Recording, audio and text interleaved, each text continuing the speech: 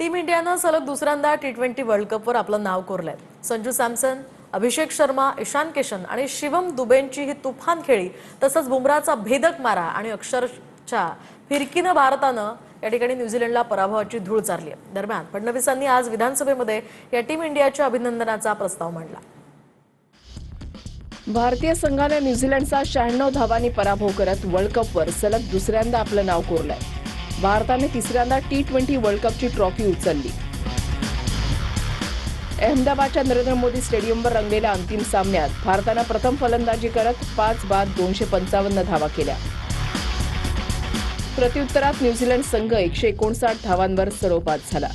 भारतानं अंतिम सामन्यात सर्वोच्च धावसंख्येचा विक्रम रचला।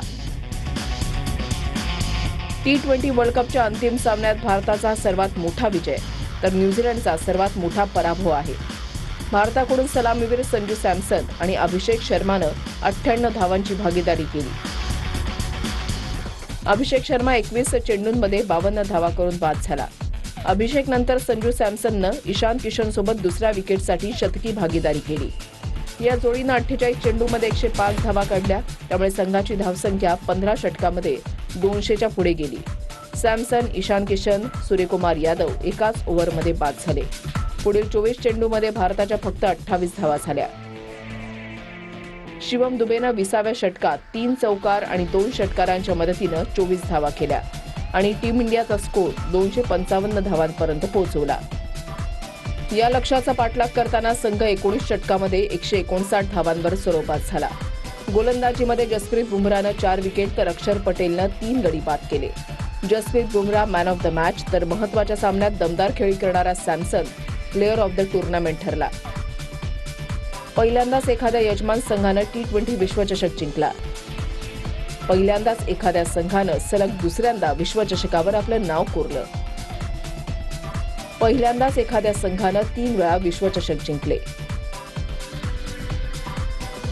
विधानसभेत मुख्यमंत्री देवेंद्र फडणवीसांनी विश्वविजेत्या भारतीय संघाच्या अभिनंदनाचा प्रस्ताव मांडला। मुख्यमंत्र्यांनी सर्व खेळाडूंचं नाव घेत अभिनंदन केलं।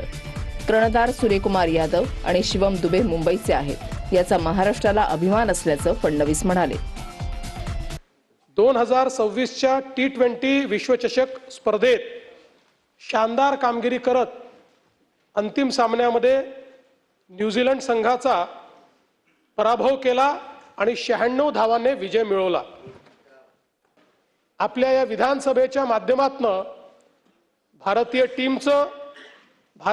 टीमचे कर्णधार सूर्यकुमार यादव आणि प्रशिक्षक गौतम गंभीर यांचं देखील मी मनापासून अभिनंदन करतो।